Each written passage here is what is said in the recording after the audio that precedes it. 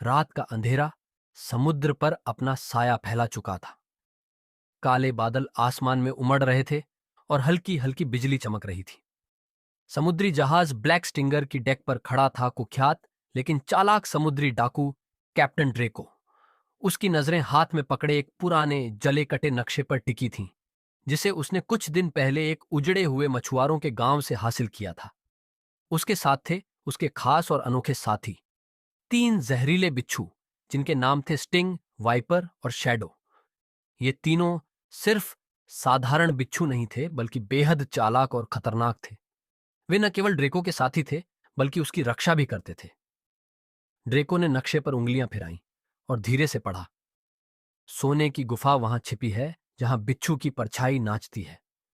Sting ने अपने पैने डंक को उठाया और नक्शे के किनारे को छूते हुए बोला, यह किसी पहेली की तरह लग रहा है कप्तान।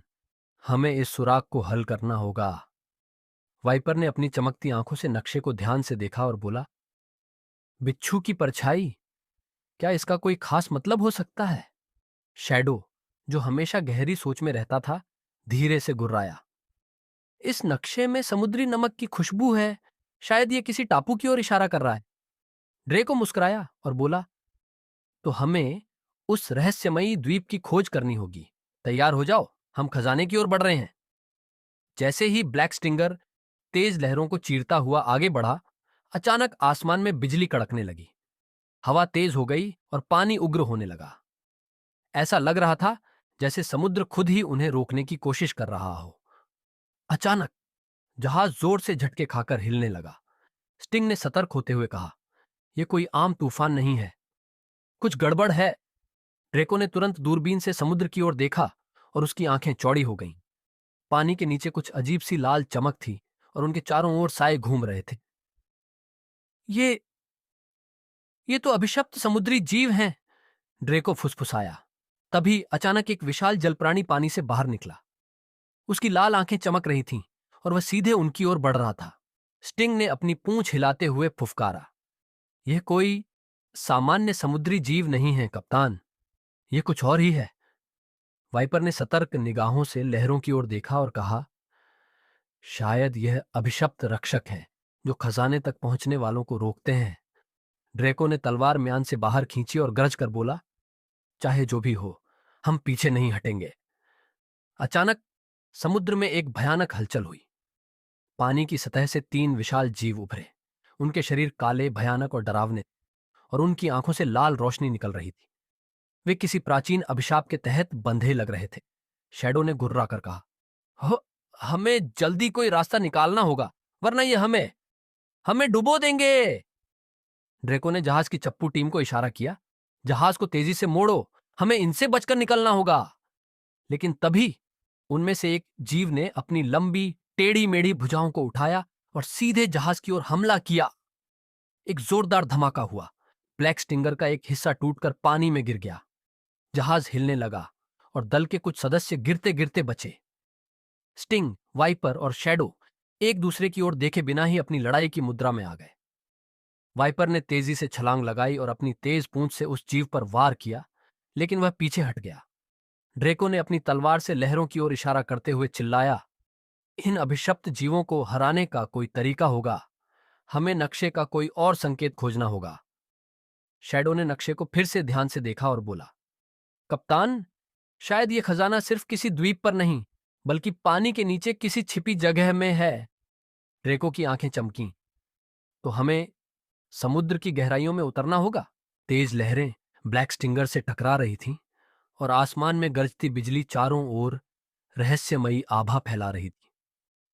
विशालकाय अभिशप्त जीव अभी भी जहाज के चारों ओर मंडरा रहे थे, मानो वे किसी संकेत का इंतजार कर रहे हों। उनके लाल चमकते नेत्र समुद्र की सतह पर अजीब प्रतिबिंब बना रहे थे। ड्रेको ने नक्शे को दोबारा देखा और गहराई से सोचा। उसने धीरे से कहा, अगर खजाना समुद्र की गहराई में है तो हमें वहां तक पहुंचने का रास्ता खोजना होगा। हम स्टिंग ने अपनी पूंछ हिलाई और बोला, लेकिन कैसे? ये जीव हमें अंदर जाने नहीं देंगे।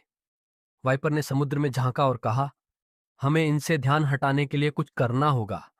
अगर हम इन्हें भटकाने में कामयाब हो गए तो हमारे पास समुद्र के नीचे उतरने का मौका होगा। शैडो, जो अब भी नक्शे को गौर से देख रहा था, अचानक बोला, कप्तान, इस नक्शे के कोने पर एक अजीब सा निशान है। ये किसी गुप्त दरवाजे का संकेत हो सकता है। ड्रेको ने तुरंत नक्शे को गौर से देखा। सच में, वहां एक छोटे से बिच्छू की आकृति बनी थी और उसके नीचे कुछ धुंधले अक्षर थे। जब चंद्रमा रक्त के रंग का होगा, द्वार खुलेगा। ड्रेको ने आसमान की ओर देखा। बादलों के बीच से चांद हल्का सा झलक रहा था, लेकिन उसका रंग अभी सामान्य था।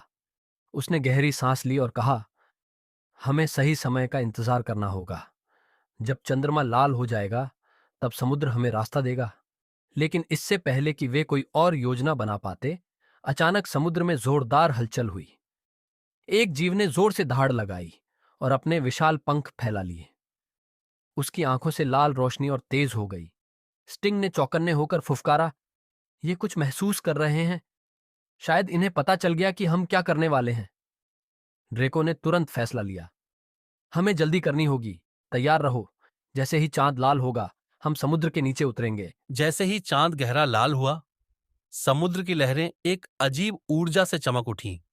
ब्लैक स्टिंगर अब धीरे धीरे स्थिर हो रहा था, लेकिन अभिशप्त समुद्री जीव अभी भी उसके चारों ओर मंडरा रहे थे।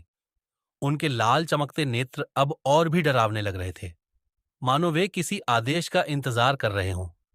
ड्रेको ने नक्शे को ध्यान से देखा और जोर से कहा, यही समय है, द्वार खुलने वाला है। अचानक समुद्र के पानी के नीचे एक चमकीली लकीर दिखाई देने लगी। वह धीरे धीरे एक विशाल द्वार का आकार लेने लगी, जिससे पानी में एक गोलाकार हलचल पैदा हो गई। ऐसा लग रहा था जैसे समुद्र की गहराई में कोई रास्ता खुल रहा हो। स्टिंग ने सतर्क होते हुए कहा, जल्दी कप्तान, इससे पहले कि ये जीव हमें रोक लें। ड्रेको ने अपने जहाज की रस्सियों को कसकर पकड़ा और आदेश दिया, सब लोग कूदो, हमें खजाने तक पहुंचना ही होगा। एक एक करके ड्रेको और उसके बिच्छू साथी समुद्र में कूद पड़े। जैसे ही वे पानी के भीतर पहुंचे, वे एक विशाल जलमग्न गुफा की ओर बहने लगे। गुफा की दीवारों पर अजीबोगरीब चमकदार प्रतीक बने हुए थे और अंदर घुसते ही चारों ओर रहस्यमयी नीली रोशनी फैल गई। वाइपर ने दीवारों को देखकर कहा, यहाँ की शिलाएं बहुत पुरानी हैं। शायद यह कोई प्राचीन सभ्यता की गुफा है। शैडो, जो हमेशा शांत रहता था, दीवारों के पास गया और अपनी पूंछ से एक छोटे से निशान को छुआ। जैसे ही उसने ऐसा किया, पूरी गुफा हल्कने लगी और एक बड़ा पत्थर खिसक गया। उनके सामने अब एक विशाल कक्ष था, जिसमें चारों ओर सोने के ढेर लगे थे। हम सफल हो गए, ड्रेको ने मुस्कुराते हुए कहा। लेकिन तभी गुफा के सबसे अंधेरे कोने से एक गहरी गूंजती हुई आवाज आई। जिसने इस खजाने को लेने की कोशिश की, वह कभी लौट कर नहीं गया। अचानक गुफा की दीवारों पर बनी आकृतियां हिलने लगीं। धीरे धीरे वे आकार लेते गए और प्राचीन छायादार योद्धा बनकर खड़े हो गए। उनके हाथों में चमकती हुई तलवारें थीं और उनकी आंखों में वही लाल चमक थी जो अभिशप्त समुद्री जीवों में थी। ड्रेको ने अपनी तलवार निकाल ली और बिच्छुओं की ओर देखा। यह आखिरी लड़ाई होगी। अगर हम इन्हें हरा सके तो खजाना हमारा होगा। एक जोरदार झड़प शुरू हो गई। स्टिंग ने अपने जहरीले डंक से एक छायादार योद्धा पर वार किया, जिससे वह धुएं में बदलकर गायब हो गया। वाइपर ने बिजली की तेजी से हमला किया और दो योद्धाओं को गिरा दिया। शैडो ने अपनी पूंछ से गुफा की दीवार पर एक निशान खींचा, जिससे अचानक एक सुनहरी रोशनी फैल गई। ड्रेको ने इस रोशनी को देखा और समझ गया कि यही इन छायादार योद्धाओं को हराने का तरीका था। उसने तुरंत अपनी तलवार उठाई और उस चमकती हुई जगह पर वार किया। जैसे ही तलवार उस स्थान से टकराई, पूरी गुफा एक जोरदार कंपन से भर गई। सभी छायादार योद्धा जोर से चिल्लाए और फिर हवा में गायब हो गए। अब खजाना पूरी तरह से उनके सामने था। सोने के सिक्के, बहुमूल्य रत्न और कई प्राचीन रहस्यमयी चीजें। ड्रेको ने एक गहरी सांस ली और कहा, यह कोई साधारण खजाना नहीं, यह इतिहास का एक हिस्सा है।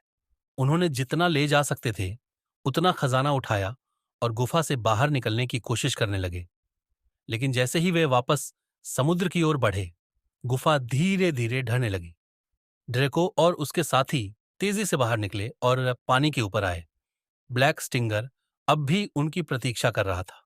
वे जल्दी से जहाज पर चढ़े और कप्तान ने आदेश दिया, चलो इस जगह से निकलते हैं। जैसे ही जहाज आगे बढ़ा, पीछे गुफा पूरी तरह समुद्र में समा गई। अभिशप्त जीव भी अब गायब हो चुके थे। ड्रेको ने आसमान की ओर देखा।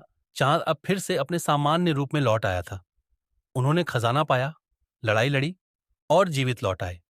वाइपर मुस्कुराते हुए बोला, तो कप्तान, अगला खजाना कब ढूंढने चलें? ड्रेको हंसा और आसमान की ओर देखते हुए बोला, समुद्र में अनगिनत रहस्य हैं और हम अभी सिर्फ शुरुआत कर रहे हैं।